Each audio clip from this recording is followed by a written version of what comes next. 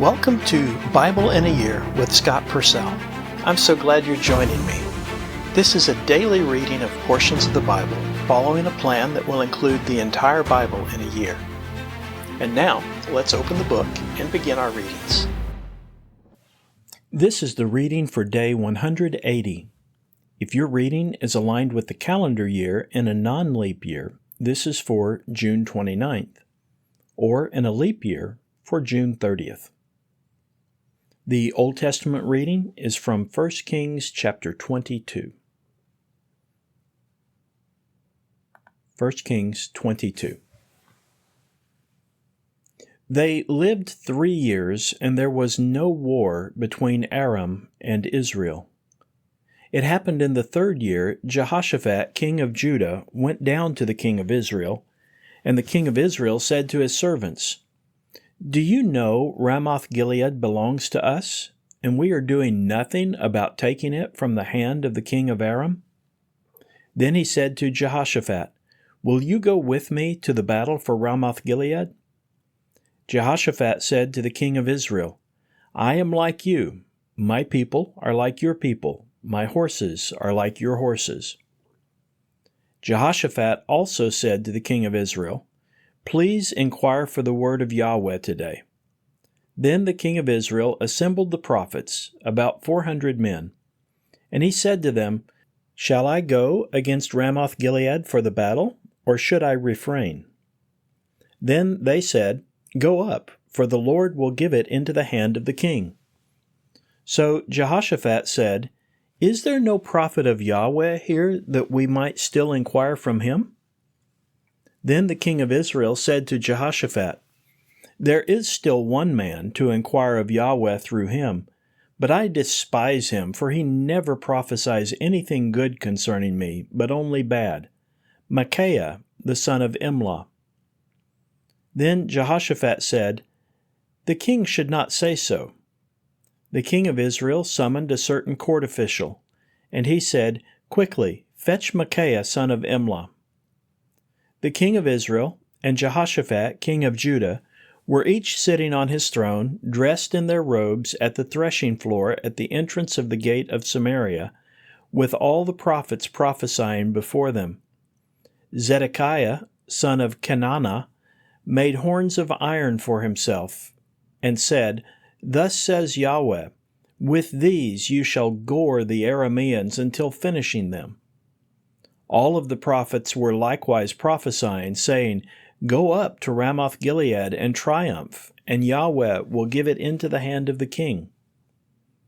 Then the messenger who had gone to summon Micaiah said to him, "Please now, the words of the prophets are unanimously favorable to the king. Please let your words be as one word with them, and speak favorably." Then Micaiah said, "As Yahweh lives, surely only as Yahweh speaks to me, that will I speak." When he came to the king asked him, "Micaiah, shall we go to Ramoth-Gilead to the battle, or shall we refrain?" He said to him, "Go up and triumph, and Yahweh will give it into the hand of the king." Then the king said to him, "How many times must I make you swear that you shall not tell me anything but truth in the name of Yahweh?" So he said, "I saw all of Israel scattering to the mountains like the sheep without a shepherd.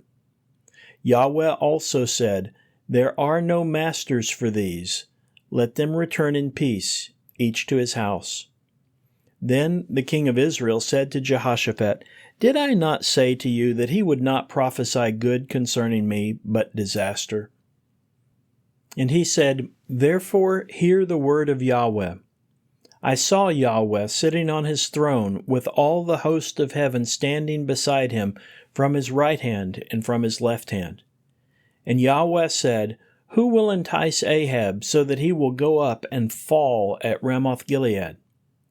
Then this one was saying one thing, and the other one was saying another. Then a spirit came out and stood before Yahweh and said, 'I will entice him.' And Yahweh said to him, 'How?' He said, 'I will go out and I will be a false spirit in the mouth of all his prophets. And he said, You shall entice and succeed. Go out and do so. So then, see that Yahweh has placed a false spirit in the mouth of all these your prophets, and Yahweh has spoken disaster concerning you. Then Zedekiah son of Kenana came near and slapped Micaiah on the cheek, and said, When did the Spirit of Yahweh pass from me to speak with you? Then Micaiah said, Behold, you are about to see on that day when you go from room to hide. The king of Israel said, Take Micaiah and return him to Ammon the commander of the city, and to Jehoash the son of the king, and say, Thus says the king, Put this fellow in the house of imprisonment, and feed him reduced rations of food and water until I come in peace. Then Micaiah said, If you indeed return in peace, then Yahweh has not spoken with me. Then he said, Let all the peoples hear. Then the king of Israel and Jehoshaphat king of Judah went up to Ramoth-Gilead. Then the king of Israel said to Jehoshaphat, I will disguise myself and go into the battle, but you wear your robes. So the king of Israel disguised himself, and he went into the battle. The king of Aram commanded his 32 chariot commanders, saying, You shall not fight with small or great, but only against the king of Israel, him alone. When the chariot commanders saw Jehoshaphat, they said, Surely he is the king of Israel. And they turned to fight against him. So Jehoshaphat called out. When the chariot commanders saw that it was not the king of Israel, they turned away from him. But another man drew his bow fully and struck the king of Israel between the armor scales and the breastplate, so that he said to his chariot driver, Turn the chariot and bring me out from the camp, for I am wounded. The battle intensified on that day, and the king was being propped up in the chariot opposite Aram, but he died in the evening, and the blood of the wound ran out to the floor of the chariot. Then the shout passed through the camp about sunset, saying, Each man to his city, and each to his land. So the king died, and they brought him to Samaria, and they buried the king in Samaria. They washed the chariot by the pool of Samaria, and the dogs licked his blood. Now the prostitutes washed themselves there, according to the word of Yahweh which he had spoken. The remainder of the acts of Ahab and all that he did, and the ivory palace and all the cities that he built, are they not written in the scroll of the events of the days of the kings of Israel? So Ahab slept with his ancestors, and Ahaziah his son became king in his place. Jehoshaphat the son of Asa became king over Judah in the 4th year of Ahab king of Israel. Jehoshaphat was 35 years old when he became king, and he reigned 25 years in Jerusalem. The name of his mother was Azubah, daughter of Shilhi.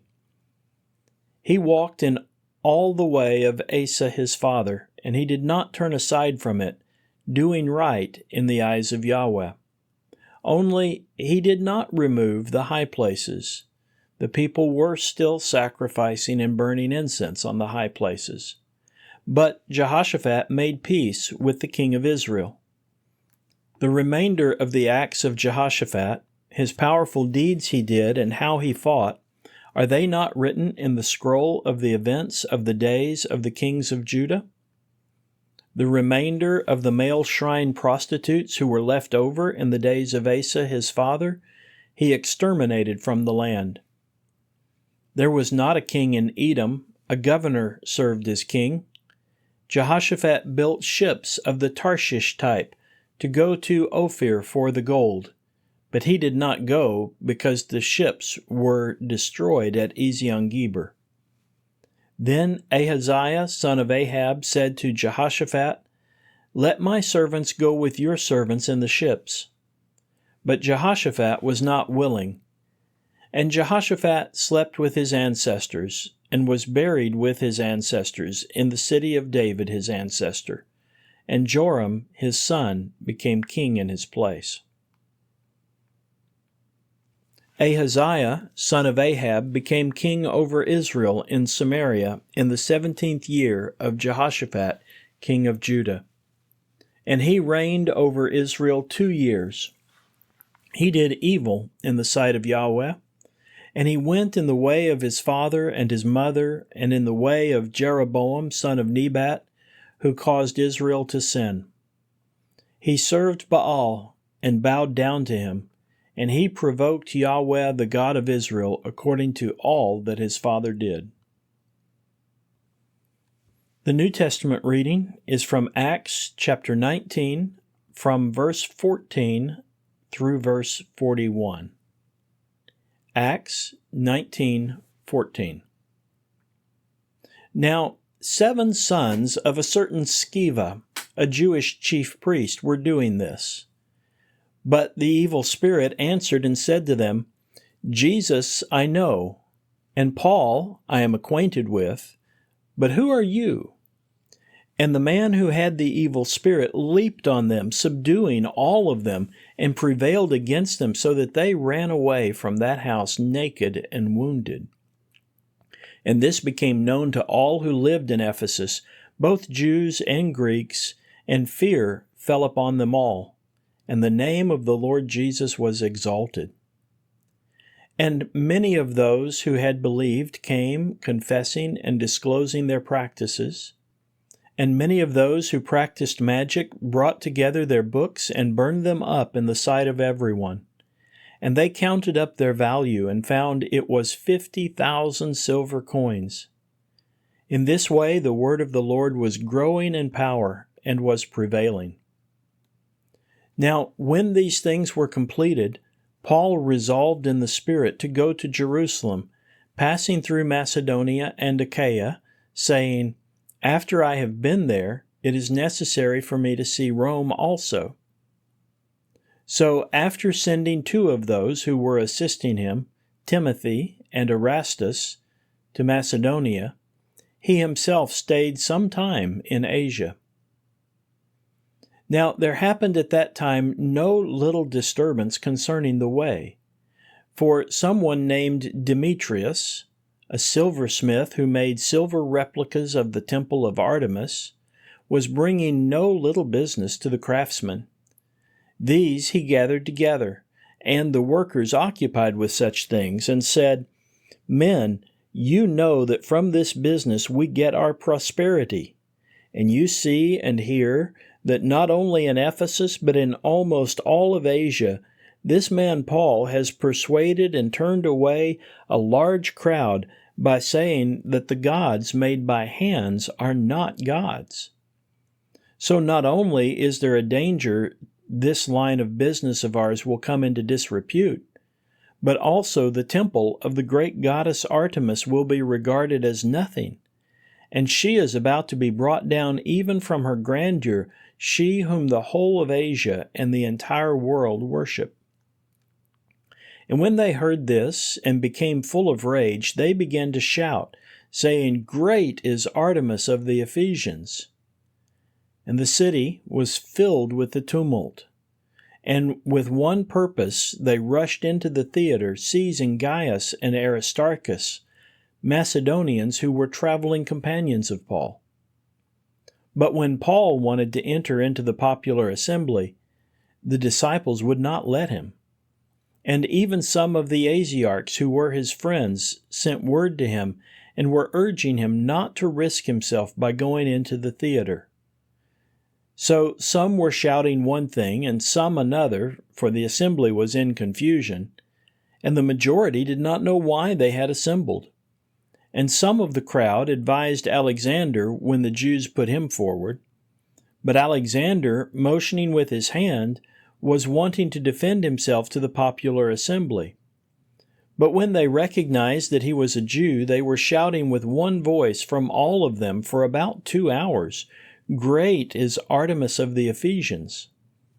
And when the city secretary had quieted the crowd, he said, Ephesian men, for who is there among men who does not know the Ephesian city is honorary temple keeper of the great Artemis and of her magic and of her image fallen from heaven? Therefore, because these things are undeniable, it is necessary that you be quiet and do nothing rash. For you have brought these men here who are neither temple robbers nor blasphemers of our goddess. If then Demetrius and the craftsmen who are with him have a complaint against anyone, the court days are observed and there are proconsuls, let them bring charges against one another. But if you desire anything further, it will be settled in the lawful assembly.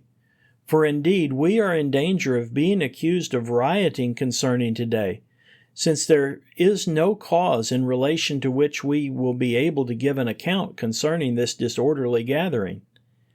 And when he had said these things, he dismissed the assembly. The wisdom literature reading is from Proverbs 15, beginning with verse 31, through Proverbs 16, ending at verse 7. Proverbs 15:31. The ear of him who listens to admonitions of life, in the midst of the wise it will lodge.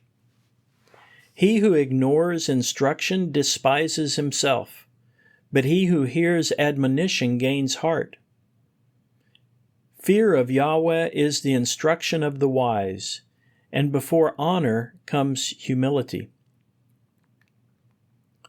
To mortals belong the plans of the heart, but from Yahweh comes the answer of the tongue. All the ways of a man are pure in his own eyes, but Yahweh weighs the spirit. Commit your work to Yahweh, and your plans will be established. All Yahweh has made is for his purpose, and even the wicked for the day of trouble. An abomination of Yahweh are all who are arrogant of heart. Rest assured, he will not go unpunished. By loyalty and faithfulness, iniquity will be covered over, and by fear of Yahweh one turns from evil. When the ways of a man are pleasing to Yahweh, even his enemies he will cause to make peace with him. This concludes the reading for day 180. Thank you for listening. These daily readings are made possible by your generous support of the global outreach ministry of Scott Purcell. To partner with us and enable this work and others like it, please visit huttobible.com/give and select Go Pastor Support from the fund list. You can also sign up for ministry updates at scott-purcell.epistle.org/subscribe. Both of those links can be found in the podcast description. Thank you for helping us share God's Word.